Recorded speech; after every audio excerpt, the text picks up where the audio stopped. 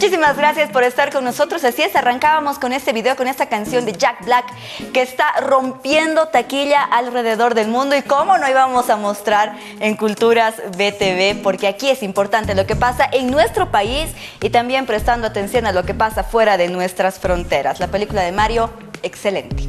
Ahora estoy con un amigo de la casa también para hablar de lo que pasa en la cultura en nuestro país, porque es impresionante lo que ustedes van a poder entender cuando Milton Eizaguirre, que está con nosotros ahora, es el jefe de unidad de justamente de todo el MUSEF, nos pueda comentar este tesoro de más de 300 años. Milton, bienvenido. Bueno, Daniela, muchas gracias por la cobertura. Y sí, estamos hablando de un documento que tiene 321 años, es el Diccionario de la Lengua Moja, escrita por Pedro Marván, un jesuita que se desplazó a esta zona para entender un poco todo este contexto y además fundar las primeras reducciones que hay en el Beni. A mí me llama la atención cuando vemos que es algo que se está conservando no por 5, 10, 20, 50, 100 años, por más de 300 años. ¿Cómo ha sido ese trabajo de conservación para ustedes, para el MUSEF, con un tesoro como este? Bueno, un poco hay que agradecer a la providencia que el documento haya llegado al MUSEF. Lo tenemos recién desde el año 1985. Entonces, lo que haya pasado con anterioridad es muy complicado entender. O sea, sí tenemos la suerte de que el documento ya esté. Fue donado por la Asociación de Amigos del MUSEF en este año. Rita del Solar, que era la presidenta de este grupo, entregó el documento a Hugo Daniel Ruiz, que era el director del MUSEF, y obviamente desde esa fecha hemos comenzado a trabajar con el documento. Inicialmente lo resguardamos, pero posteriormente decidimos, recién el año pasado justamente, nominarlo para Memoria del Mundo. Ajá. Y es que pedimos documentos de autentificación, que es lo que nos pide la UNESCO, y en este sentido Tatiana Suárez nos ayudó con el estudio del documento como tal. Ella analizó el tema del papel, el tema de la cobertura de cuero, el tema del uso de tintas, y obviamente hizo análisis comparativos con otros documentos que también hay en el museo, más o menos aproximados a esta fecha, 1701, y ella inclusive analizó el colado, el uso de hilos de algodón, la celulosa del papel, etcétera, etcétera, y determinó que este documento es original. Y a partir de esto es que se envió una nota a la UNESCO apoyándonos también en dos investigadores fundamentales, que es Akira Saito, un investigador japonés que trabajó mucho en la región de Mojos y que actualmente trabaja en el Museo Nacional de Etnología en Osaka, Japón, y otra compañera boliviana que trabaja en Alemania, que es Carla Jaimes, que trabajó mucho en una loma que se llama Loma Salvatierra durante 10 años aproximadamente, y obviamente esta gente especialista en el tema de Mojos fue la que avaló la presencia de este documento en el MUSEF, y por eso logramos, en base a estos tres documentos de estos tres especialistas, acceder a este reconocimiento como Memoria del Mundo. Claro, porque justamente se va a recibir el certificado de la declaratoria de la UNESCO, como lo estaba mencionando Milton, por este diccionario de la lengua moja. Ahora, este proceso que nos estabas comentando que Tatiana había ayudado en el inicio, por ejemplo, ¿cuánto tiempo ha durado aproximadamente? Aproximadamente duró 2 meses. Entonces, obviamente, yo quiero agradecerle mucho a ella porque fue un trabajo totalmente gratuito, ¿no? El museo no le pagó absolutamente nada, pero creo que ella es lo suficientemente amplia para entender el valor de este documento y hacerlo reconocer como Memoria del Mundo, ¿no? Inclusive trajo sus implementos personales, en lo que ella trabaja en su laboratorio de conservación, que se denomina SUPAI, y obviamente esto nos ayudó mucho para permitir que este documento sea reconocido como tal.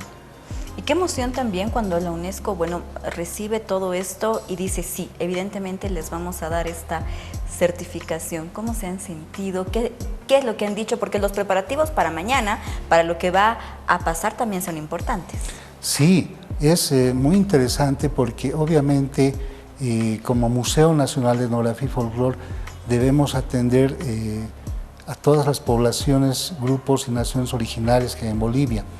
Evidentemente ya habíamos apoyado con el tema de la declaratoria de las citas, con el tema de la declaratoria del Gran Poder, estuvimos en los comités y ya como un primer documento presentamos las fotografías de Damián Ayma el año 2019, que tenemos aproximadamente una colección de 17.000 fotografías, la mayoría, el 95% están en fotografías en vidrio y en celuloide. Estas fotografías fueron reconocidas como memoria del mundo también, ¿no?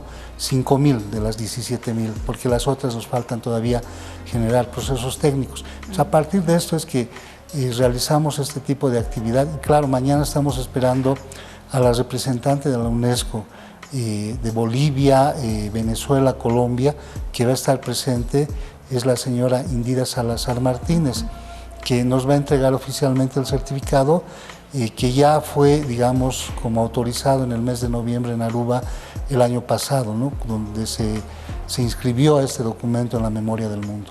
¡Qué emoción! ¡Qué emoción también ver que algo que estaba, bueno, bien guardado hasta hace muchos años, ahora se va a poder tener esta certificación y desde el 85 que ya está bajo su cuidado. ¿Cómo es este cuidado que ustedes tienen justamente con algo que tiene más de 300 años? Bueno, lo que nosotros... ¿Cuál es el procedimiento, digamos? En general nosotros, como en el MUSEP tenemos aproximadamente 288.000 bienes documentales, sí, y 33.000 bienes culturales.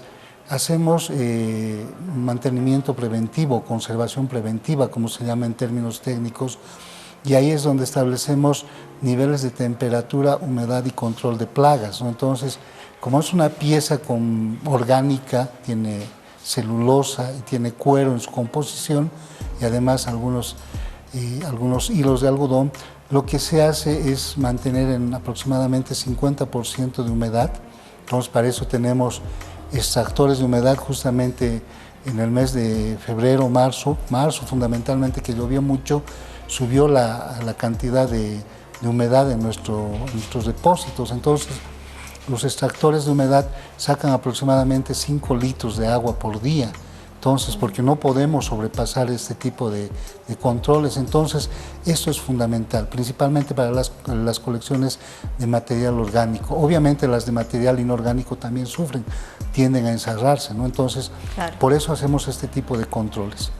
Bien, ahora mañana a las 10 en punto va a ser este acto, obviamente, en el auditorio del MUSEF. ¿Esto va a ser abierto para todo el público? ¿Es solamente para la prensa? ¿Cómo lo están manejando? Es abierto para todo el público. Obviamente también queremos hacer una conferencia de prensa presentando este tipo de documento, porque entendemos que es muy valioso.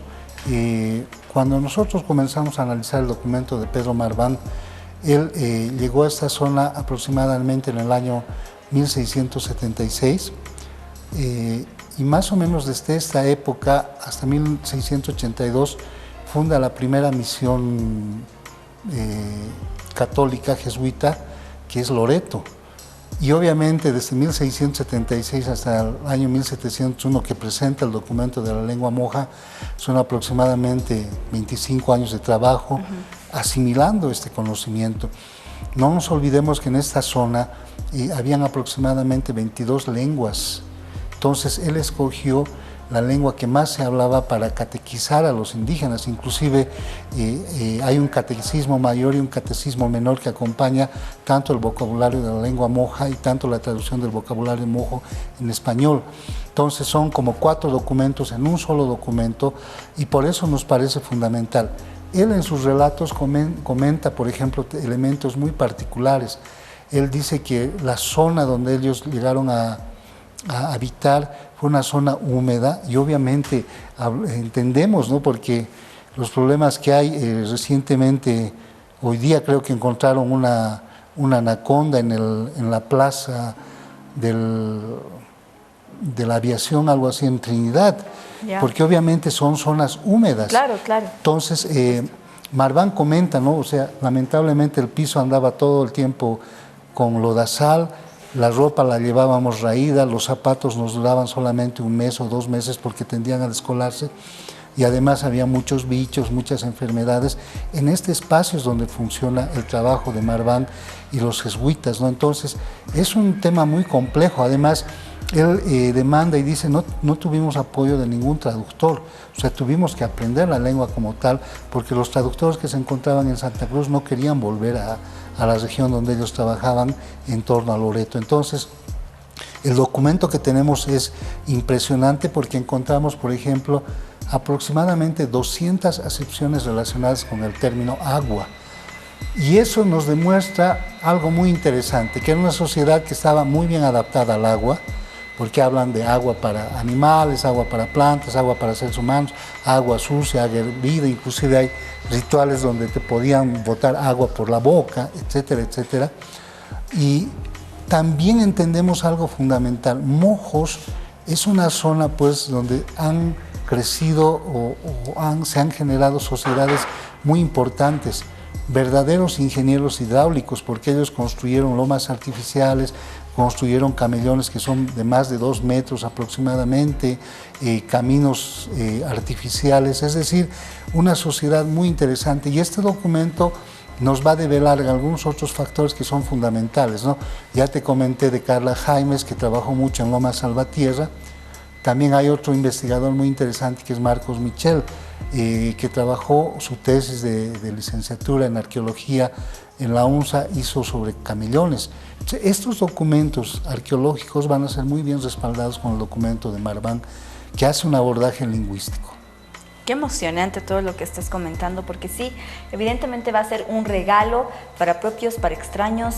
Es algo que no solamente va a estar para miembros de la prensa, como ya lo mencionaba Milton, sino también para toda la población, para que podamos ir. ¿Esto se va a poder exhibir mañana? ¿Se va a poder ver, asumo, protegido o algo, o no? ¿O simplemente se va a hablar con la persona de la UNESCO que está llegando? La directora del MUSEF nos ha autorizado a que mostremos el documento, pero obviamente lo vamos a tener en vitrina. Claro, claro. Pero algo fundamental, y creo que por este lado va tu pregunta, o sea, necesitamos consultar el documento. Claro. Lo que hemos hecho es trabajar con una estudiante de la carrera de lingüística, Sandra Alvarado, que aproximadamente por el lapso de 8 meses ha hecho un trabajo dirigido. ¿Qué es lo que ha hecho? Ella es especialista en castellano antiguo y ha transcrito el documento.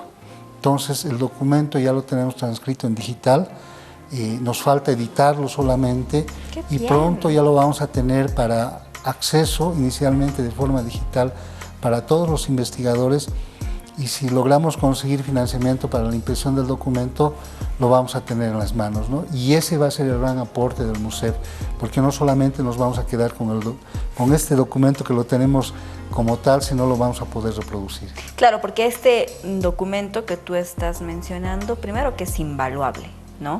Y segundo, qué bueno que la gente va a poder tener una versión digital de todo lo que este investigador ha hecho durante todos estos años que ya nos estabas hablando, y que la gente lo va a poder consultar, ¿no? Porque claro, estando en la vitrina es imposible, pero toda esa riqueza la gente sí la va a poder ver.